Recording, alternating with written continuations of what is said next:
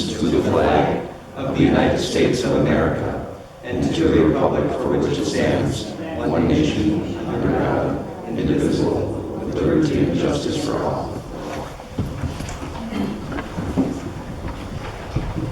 Thank you.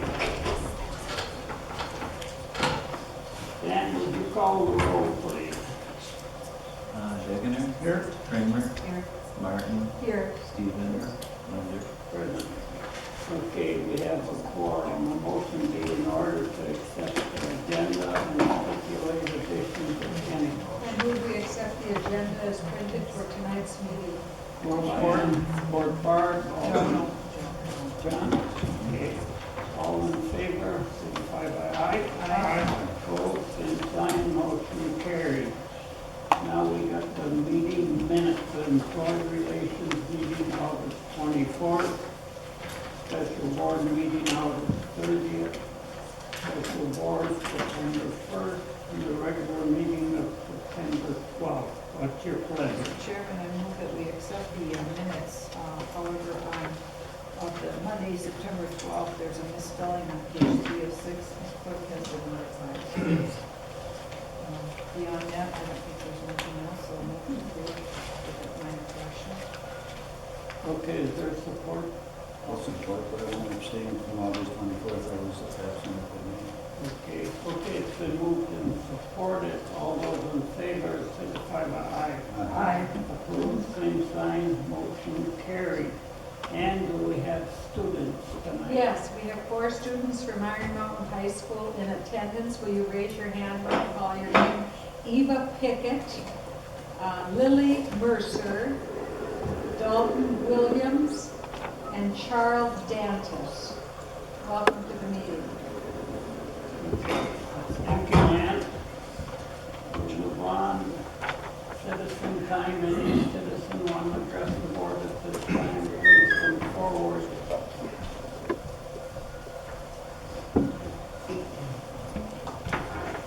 For the minutes.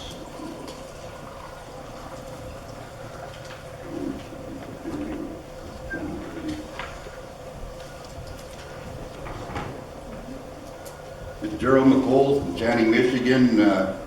This is September 25th, 2016. I addressed this to Jason Asselin, UP News and Video, Dave Lee, DC News Online, and the Michigan Attorney General, Lansing, Michigan, Michigan State Police in Lansing, Michigan. Now this is in regard to Commissioner Barbara Kramer and new charges. After the reply from Prosecuting Attorney Lisa Richards' letter of July 22, 2016, advising I should go to the proper law enforcement agency, and after receiving advice on which to go to, I went to the Michigan State Police at Iron Mountain, Michigan. On Tuesday, August 2, 2016, I filed a criminal complaint with Michigan State Police Trooper Jacob Mundy under incident number 85-1195-16. He requested at that time and refrained from going public until he and a detective sergeant investigated. I agreed. After receiving more information that Commissioner Kramer continues to illegally and unlawfully take our taxpayer dollars, see the copy of Kramer payroll ending 7/23/16, I delivered this information to Trooper Mundy on August 9, 2016. He advised he was making calls. On Wednesday, August 17, 2016, I talked to Trooper Mundy and he advised he was alone and had not done anything with a detective sergeant who would normally be in charge of a criminal complaint of this magnitude. He further advised he was in communication with Commissioner Henry Wender and other county departments. On August 22, 2016, Trooper Mundy called. He advised he had been in contact with many, including Prosecutor Richards, and was scheduled to interview Executive Director Sandra Essendrup. He said he had been looking at board meeting minutes to see if there are any hidden meetings where they could have authorized these payments. He is trying to get an interview with Commissioner Wender and then will confront Commissioner Kramer. Still no detective sergeant. He indicated that the investigation was headed to criminal charges with a special prosecutor. Trooper Mundy called on Monday, August 29, 2016, advising he had interviewed Commissioner Wender and Dickinson Director Essendrup and he called again on Saturday, September 10th, 2016, and advised there would be a special prosecutor. Still no detective sergeant. I contacted Trooper Mundy for the final time on Friday, September 23rd, 2016. He advised he was done and was handing everything over to the Dickinson County prosecutor, Lisa Richards, to appoint a special prosecutor. Still no detective sergeant. Now, with all due respect to Trooper Mundy, this criminal case and everything connected to it deserves a full-blown investigation by the Attorney General and the Michigan State Police from Lansing. The special prosecutor should be appointed by them and should be from downstate, and Prosecutor Richards should be kept out of the picture while being investigated. Additional charges are more dollars being taken by Commissioner Kramer. See payroll ending dates 7/23/16, 8/20/16, and 9/17/16. When the Attorney General and State Police are investigating, they should also investigate and give to the special prosecutor the elder abuse charges against Commissioner Kramer. All concerned Dickinson County citizens should contact the Attorney General and Michigan State Police in Lansing and request the investigation. Now, we would request that these actions not be put off until after the November 8, 2016 election. This has happened in the past in Dickinson County. Now, this is just the tip of the iceberg. Anybody in Dickinson and Iron County who have had anything to do with Dickinson governing boards, the first of 1989 to 2009 under the interlocal agreement, and the second from 2009 to the present, should acquaint themselves with the Dickinson Board of Directors corporate bylaws. This includes both counties and all involved with UPCAP. Thank you. Okay, anyone else like to address the board, please come forward. Anyone else like to address the board? Saying none, we'll move on. Okay, he's gonna get them there. Resolution, legislation, and I move that we approve the following resolution honoring Tom Izzo, and I will read this resolution. It's Resolution 2016-11 honoring Mr. Tom Izzo, dated September 26, 2016. Whereas Tom Izzo is a Yukon native and hometown son of Iron Mountain in Dickinson County, Michigan, and whereas Mr. Izzo has inspired and continues to rouse the dreams and aspirations of innumerable youth, has fostered the careers and academic achievements of his players both on and off the basketball court, emphasizing hard work, discipline, and determination. And whereas Mr. Izzo has served and continues to serve with honor and distinction throughout his tenure as a player and coach, with a career coaching record of 524 to 205, and an impressive roster of accomplishments, including the 2000 NCAA National Championship, 7 Big Ten championships, 7 Final Four appearances, 8 times National Coach of the Year awards, and 19 straight NCAA tournament appearances. And whereas Mr. Izzo has been recognized and honored by his peers with his election and induction into the Naismith Memorial Basketball Hall of Fame, now therefore be it resolved that the Dickinson County Board of Commissioners extends its profound felicitations to Mr. Tom Izzo on this prestigious and much-deserved honor, adopted this 26th day of September 2016. okay, is there support? No support. Support by Joe. Joe, I would assume that you would bring this, or whatever it takes to make it pretend. I can do that. Diana, you did a nice job right about saying. Okay, all those in favor, signify by aye. Aye. Opposed, same sign, motion carried. And we have more Yes, we late coming do. students. You're late for our meeting, but these are the students. You're Mark Tardy, teacher. Vance Bennett, raise your hand please when I call your name. David Branham, and there's sorry if I don't pronounce it correctly. John Triber, is it? Yes. Stephen Horstrom, Dylan Spade, Ashley Lotzenheiser, whoa, and Marianne Jager. Okay. Okay, thank you, Ann. We'll move on, Finance Committee, Ann. I move that we, I'll move that we approve it, but I won't be voting that way. Approve the request from Upper Peninsula Travel and Recreation Association for a financial contribution of $550. Moved by Ann. Support. Support, Barb. Roll call, please, Ann. A little Comment discussion. first. For a number of years now, we have not supported this due to the budget and the fact that we don't have the money to do this. So this is something that we have not contributed to for at least 2 years, maybe 3 years. Okay, Dan, roll call, please. Kramer, No. Martin, No. Stevens, Andre, No. Edgar. No. Motion failed. A95 Spark, No report tonight. Crystal Lake, YMCA Garden. We have an update from Jonathan Ringo and Katie Maxim on Crystal Lake Cemetery. Okay. Hi, Jonathan, Katie. Thank you. Well, we'll be brief but informative. We wanted to stop by. I'm glad that Diana remembered we'd asked to be on the agenda. We almost forgot. Thank you so much for the time. I just wanted to note that we are currently at full occupancy at the Crystal Lake Community Center. We are very happy to have both CCI and the Dickinson County Healthcare System Diabetes Clinic in the building. If anyone is available, they have an open house this Thursday, September 29th, so we're very excited about that.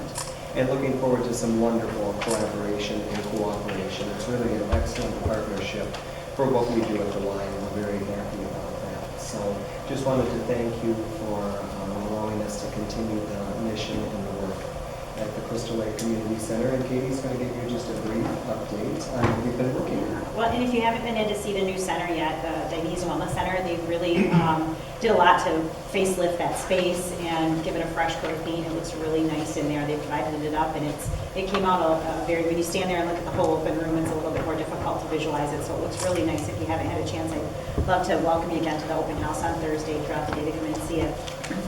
We just wanted to take a few minutes today. I know you guys are very anxious.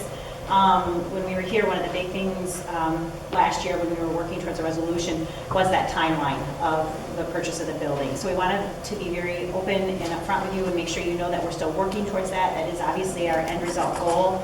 However, our capital campaign timeline is going to follow that 3-year time frame. So we do have every intention of meeting that, but right now we are still following through. We've done all of our operational pro forma on those changes in that capital campaign, defined all the physical project itself, scope and cost, and kind of set our campaign goals. We've recruited a good campaign leadership. We have a really nice board, but we've created a steering committee with John Jamar is heading that up for us, also a board member, but is heading that steering committee. We brought in some adjunct board members to help with that advocacy for the YMCA and just help spread our message and kind of maybe be a little bit more aligned with the community. So that's going really well. Communication plans are in the work. I think we have a communication meeting beginning of October with some of the media to kind of start laying the groundwork for how we're going to roll this out, because we want to be very conscientious of how we put our message out there. And we're actually starting to have some conversations with some of what we hope are our lead donors, maybe just giving them a little bit more information on what the plans are and where we want to go. And to share with you, I think it's important that you guys know where we are and where we want to go. So we did talk about an indoor sports facility. So I don't know how many of you are up to date on what our plans are, but we really would like to see, in addition to all the work we want to do inside the facility, we really would like to see a large field house added on to the west towards the ball diamond that the city property has over there, including an elevated walking and running track inside of that, in addition to a multiple use area down below. A new pool tank with ramp, assuring better access. It'll also allow us to update and completely redo the mechanical system and decking that will allow for energy saving and water conservation by about 25%. It'll increase our cardio equipment and fitness area by about 36%, allowing for more utilization by members. We fully remodeled both the men's and women's locker rooms. We actually are planning to relocate them. The sunken floor, initially we had talked about pulling up the whole floor in the locker room and having to redo all that plumbing, but by switching places and putting the fitness room where the gym and the locker room are, and putting the locker rooms where the fitness bays are, we can actually do all of our plumbing right there and save some costs and expense and be able to just raise those floors up and get everything on an even level. So we're excited about that cost savings and happy to bring more, and it'll bring more square footage to both locker rooms, men's and women's, allow us to give some individual space and compartments for showers, which is a huge request for our membership. And it will also accommodate a family locker room, 4 separate special needs family locker rooms that will allow for individuals to, dads with daughters, moms with sons, special needs, husband and wife that maybe can't be separated. It'll allow them a space to go so they can appropriately change and not have to pick which locker room they're going to go through. So project costs are, or the interior and exterior, that's the other thing, built into project cost is interior and exterior appearance of the building improved as far as new windows as well, exterior covering, roofing that will reduce and help our energy costs by about 24%. I think one of the big questions that you guys asked is why not take the building right now? So I would like to talk a little bit. We have some little Q&As that we did. I don't know if any of you have seen what Marquette's going through at this point in time with their YMCA. They did finance some of their costs to expand. They took some government loans, and they also took out independent loans and built prior to having the donations in hand. They're about $5 million in debt right now. We are heartbroken for our sister Y, but they just good people, but made a bad decision. It was imperative that we do not own that Y before we have the money to pay for it.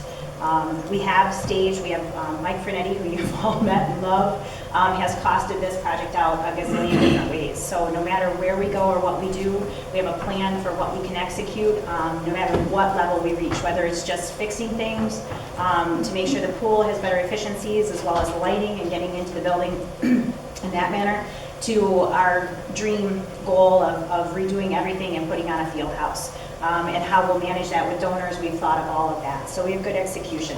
We're looking at grants. Jonathan they've looked at several grants, so we do want to exercise that opportunity as often as we can and partner with people. And then other than that, we are being as smart as possible about sustainability, making some membership assumptions that we think are realistic to follow through on, and making sure that our operational costs are something that we can maintain long-term so that when we do take that building over, that we've done it in the right way and promising this community that we're going to use the money that they've given us responsibly.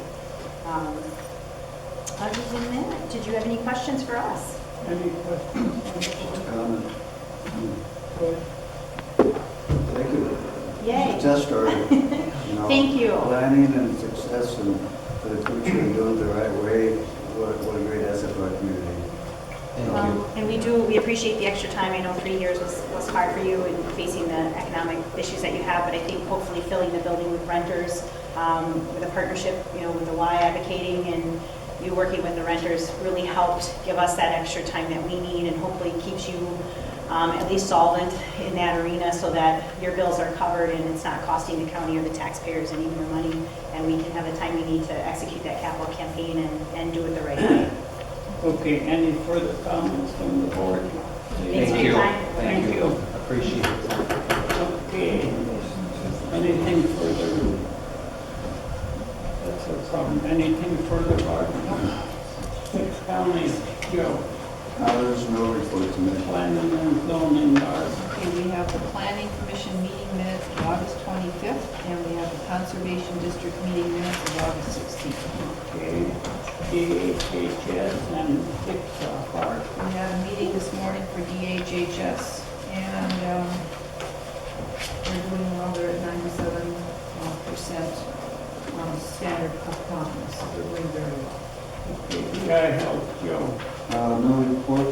There's a meeting Wednesday, 10 o'clock at Kingsford. And The minutes of August 11th and August 25th are in the packet. okay, Pinecrest, John. No report today, Mr. How Chairman. about equalization? Move to approve the request of the Equalization Director to increase the Department Assistant's weekly schedule from 15 to 22 hours per week for the fourth quarter. Moved by John, support Joe. John, would you point out Yeah, what happened there is we were required by state to have a level 4 equalization director because of our amount of taxation. And SEV. And anyway, due to the fact that there was a reduction in tax tribunal cases, it was down below the $1 billion amount, so we can go with a level 3. So we had that money in the budget to contract a level 4 equalization director, and we don't have to spend that money now, so we have the opportunity to put more time into the clerical department of that office, and which is really needed. So it was a decision that the board decided that would be a great way to give that time that was needed for that office to operate efficiently. Any further comments? Yes, you know, we put the money, $5,000 aside for the assessor, and $2,500 as a retainer, which John said. But I think it's the wrong direction to go. It's only $1,630, increasing this employee's hours from 15 to 20 per week. But we've made an effort to control personnel count, costs, and to move in a certain direction, and I think that goes against this effort. So I'm going to vote no on this. Any further comments? As you know, it's only till the end of the year for 1 quarter. We still laid out a pretty good argument to do this, as far as keeping up with his office workload. So I think we allocated the money anyway. Larry's not going to need it, so we'll take the other half and use it for that. So I think it's just a good thing, that's all. Okay, and I think the office, even with this, is staffed below a level of a few years back. So, okay, roll call please, Dan. Martin, No. Stevens, Yes. Linder, Aye. Edmund, Yes. Kramer. Yes. Okay, motion carried. Building, supply, real estate, and remodeling, John. I move to approve the development and advertising an RFP for correctional center roof replacement. Moved by John, support Joe. Comments? Yes, Mr. Chairman, we had somebody come over and look at our roof on the courthouse. We had appropriated money to do that. The courthouse roof is sufficient to last another couple of years, and the roof on the correctional department is in really bad shape. So money is going to be transferred to correct that area because it's got a pretty bad leak area. Okay, any further comments from the board? All those in favor signify by aye. Aye. Opposed, same sign, motion carried. Go on, John. I move to approve the development and advertising an RFP for courthouse parking lot rehabilitation, seal coating, and/or rehabbing, rehabilitation, seal coating, and partial tear out and repave. Moved by John. Those are comments. Okay, seeing none, all in favor signify by aye. Aye. Opposed, same sign, motion carried. Public safety and judiciary. My committee. A motion will be in order to approve or deny the 2016/17 child care fund budget for submission to the Michigan Department of Health and Human Services in the amount of $409,272, and authorize the chairman to execute the same what you Mr. pledged. Chairman, I would move. Your move to Approve. Moved by John, Support. or Joe. Comment? Can I ask one question to the chair? Judge Slagle, is this higher than it was last year? No, actually, it's lower than it was last year. This is the state child care fund budget that's submitted so that we can receive reimbursement for money spent on certain juvenile officers, certain programming. It's difficult to anticipate how much will be spent in certain line items, and some are overestimated so that we don't have to go through an amendment process with the state mid-year.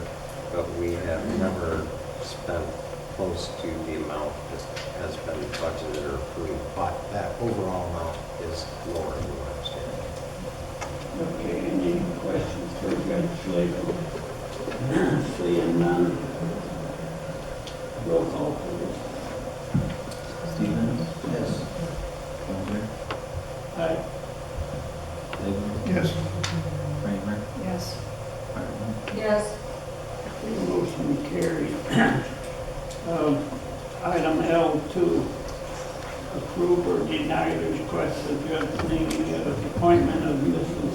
Emily Alice as the Dickinson County Magistrate as required by MCL 600.8501. Move to approve the appointment. Moved by Barb, Support. supported Dan. Comment? All in favor, signify by aye. Aye. Opposed, same sign, motion carried. And now to a motion be in order to approve or deny the request by Judge Nehemiah to allow the incoming magistrate to attend the Michigan Association of District Court Magistrates Annual Conference in Grand Rapids at an approximate cost of $600. What's your pleasure? Move to approve.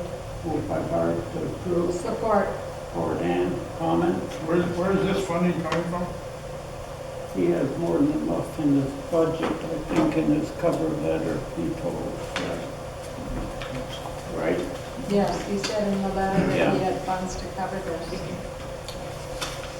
Okay, any other comments? Seeing none, roll call, please. Wonder, Aye. Edmer, Yes. Kramer, Yes. Martin, Yes. Stevens. Yes. Okay, motion carried. Parking Committee, Joe. Mr. Chairman, we have two items tonight. Number one, I move to approve the request by the DNR Fisheries Biologist Jennifer Johnson in partnership with Wildlife Unlimited of Dickinson County for permission to install areas of coarse woody habitat in the near shore area of Lake Antoine located in Dickinson County property. Moved by Joe, there's support. Support. Or Dan, comments? I was out at Lake Antoine today and Eric showed me where it was going to be. It's on the south end of the park near the walking path. He wasn't sure how it would be structured. He said something about them tying the structure to the existing trees on the shoreline. I don't know. It seems like a huge piece. 60 logs seems like a lot to me. And I'm not sure how it's going to look, or if it's going to stick up above the water, or if it's going to be a boating hazard, or, there are a lot of unanswered questions. I wish somebody was here tonight to talk about it. Barb, I'm on Wildlife Unlimited. I can answer a couple of questions for you if you'd like. Go ahead and Barb. Well, I just feel like, I'm not sure. Okay, any other comments? Well, we have a memo that must have come in late this afternoon from the park manager, and he sort of, if you read that, he sort of addresses some of these matters. It was in our slots. He basically said he thought it was a workable idea.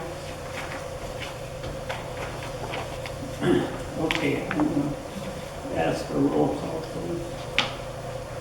Edmer, No. Kramer, Martin, Yes. Stevens, Yes. Wonder, Aye, motion carried. Go on, Joe. Item number two, I move to approve the request of a letter of support for grant application to increase aquatic habitat complexity in Lake Antoine relative to 710 above. Moved by Joe. I'll support. Or Dan, comments? I think these are just really solid efforts to improve the fish habitat of Lake Antoine, and I think it's a very good move to support these efforts. I would agree. I think the DNR is, proposing that this is safe and it's good for the future of Lake Antoine for fishing. I don't know where you would be against it. Any other comments? What happens if this is logs that are floating on the water and a boat goes through and hits it and you lose a life, like you just, that happened down in Florida. I mean, And we have to take steps to make it safe. well, that was our job. I think they did this once before. They built these crates out of logs, fill them with rocks, and leave them sink to the bottom, if I remember. So that's a different structure. That's a different structure. Okay, well then we stand corrected then. Okay, any further comments? Seeing none, I'm gonna ask for roll call on this too, please. Then, Okay, Kramer, No. Martin, Yes. Stevens, Yes. Linder, aye. Edner. Yes. Okay, motion carried. Airport. Circle Iron Mountain. I am the secretary for Wildlife Unlimited, so I'm familiar with this. And it shouldn't, one of the things, we just got an email today too, and they said that they're having erosion issues on that side of the lake as well. So what these, they're fish sticks is what they'll do, and they will secure them to the shore so they don't float out. They do stick out about 20 feet, but they're made to sink down into the sand. They do put them out in the winter time. And the goal is to increase fish habitat. Places where they've placed them in the lake or they've naturally fallen in the lake already, they do see habitat of fish growing. So it just gives protection to the smaller fish so they survive longer, so the bigger fish can have something to feed on. So it is, I appreciate it, and I'm glad it passed. We'd be more than happy to give you an update and make sure that there's no risk to anybody that's boating, because that sounds like that's the issue, so we can definitely do that. And then secondarily, I'd like to say that all the students that did come a little late, I feel bad, but their teacher did get them a long time. So I know with the change from 6:30 to 6, we might want to update Iron Mountain schools on that change. Okay, thank you, Yep. Katie. Yeah, so it's just so they know it's a 6 o'clock. So the teacher's telling them 6 o'clock. Okay, thank you. Okay, any other citizens? Just a note of thanks to the board for approving the extra hours for the tax administration clerk position for the fourth quarter. Thank you very much, appreciate it. Okay, you're welcome. Excuse me, any other citizen want to address the board, please come forward. Seeing none, we're going on unfinished old business and There is none tonight. petition new business and I move we approve the Dickinson County Economic Opportunities Policy for Section 3 covered contracts. moved by Ann, support Joe, comments, vote, all those in favor signify by aye. Aye. Opposed, same sign, motion carried.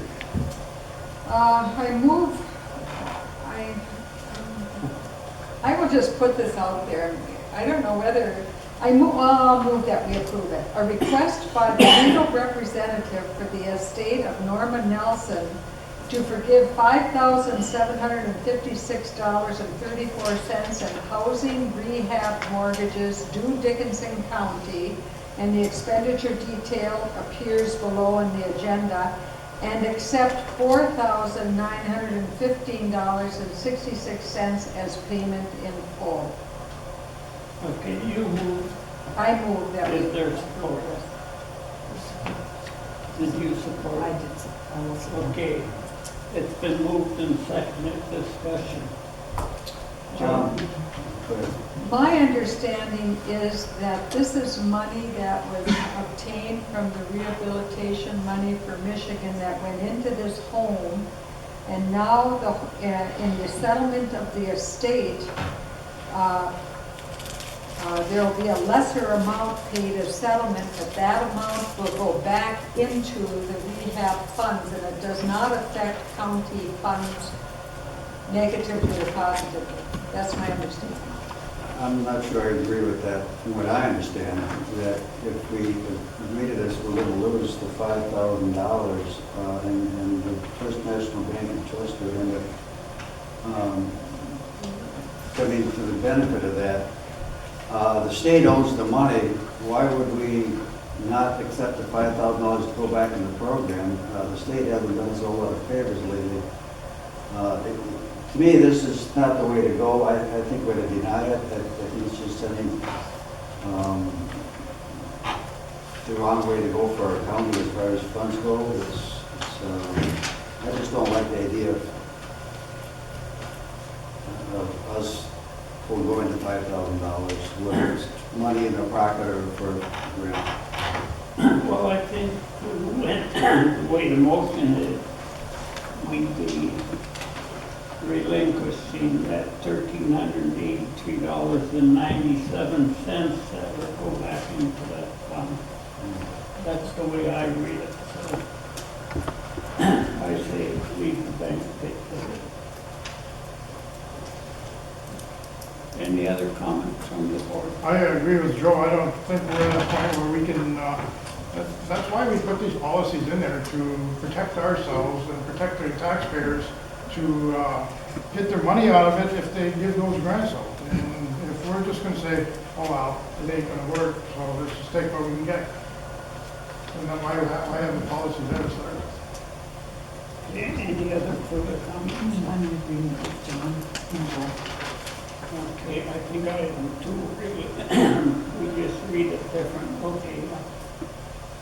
All those in favor signify by aye. All those opposed signify by nay. Nay. Okay, the motion failed, so I don't know where we go from here. Got any ideas, Gordon?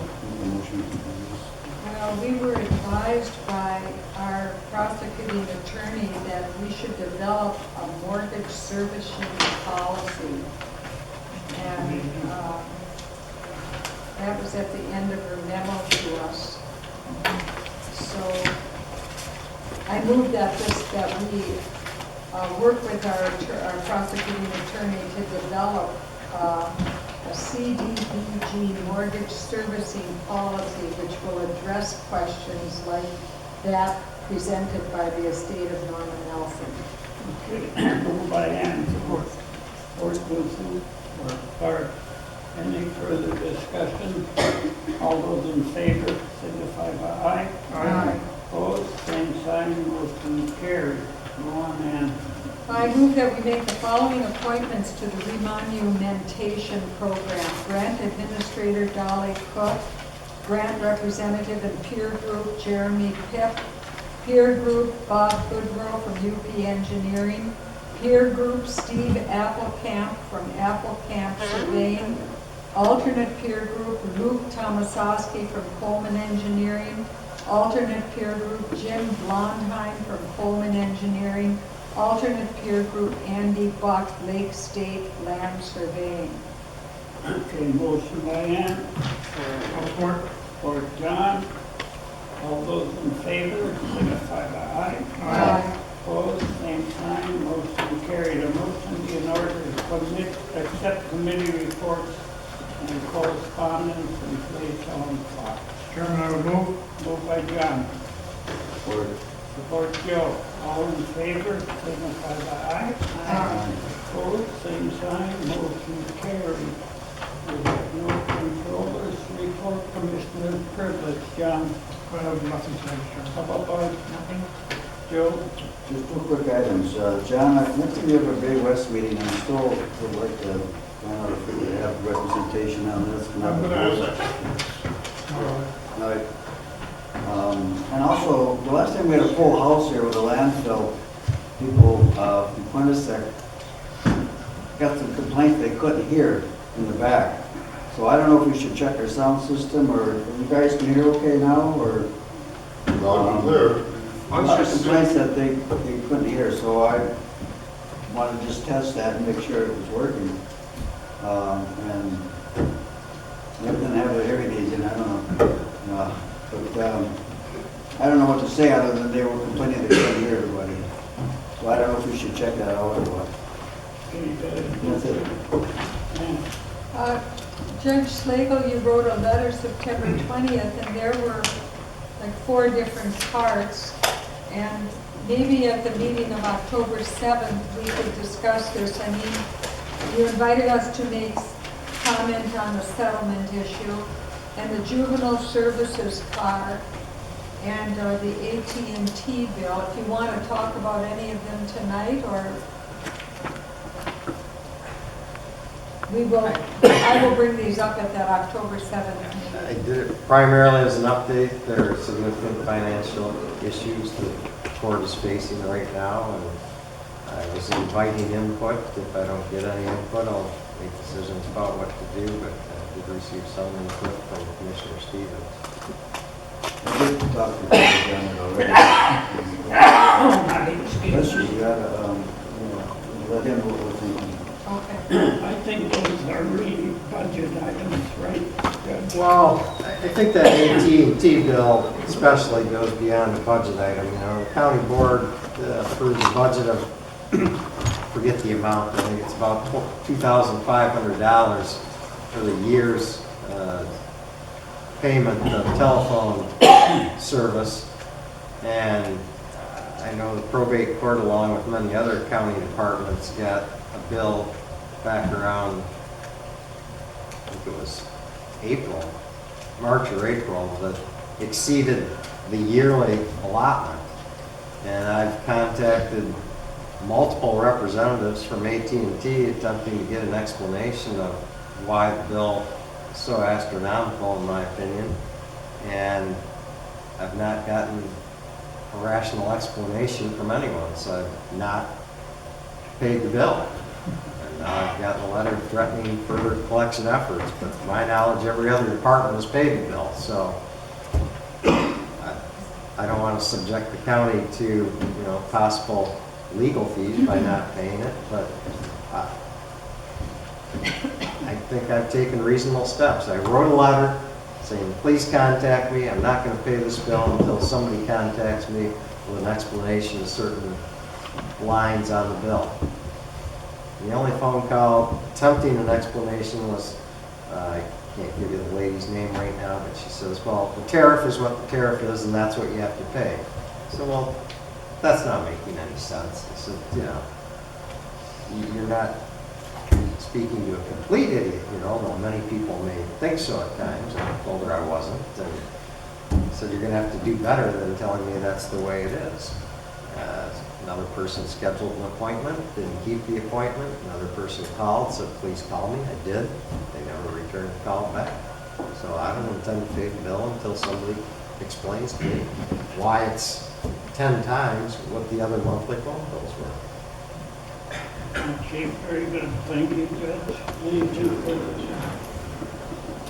Okay, Sheriff, did you have a comment? Just a comment on the representation on the Bay. I spoke with 2 or 3 of the board members and asked them the same thing, and they explained that it's contained within their charter and would have to be changed through the state and everything. They didn't say it couldn't be, but that's why it's a tedious process. So. I know that, and I'm going to continue to push for a tedious process. I just think it's only fair to give them $960,000 a year, we have a voice in that word. So I'm going to continue to push that they should. Okay, I have nothing to add. Motion to adjourn. Moved by Bart. Transport. Or John. All in favor, signify by aye. Aye. Opposed, same sign. Stand adjourned. Thanks for coming, everybody.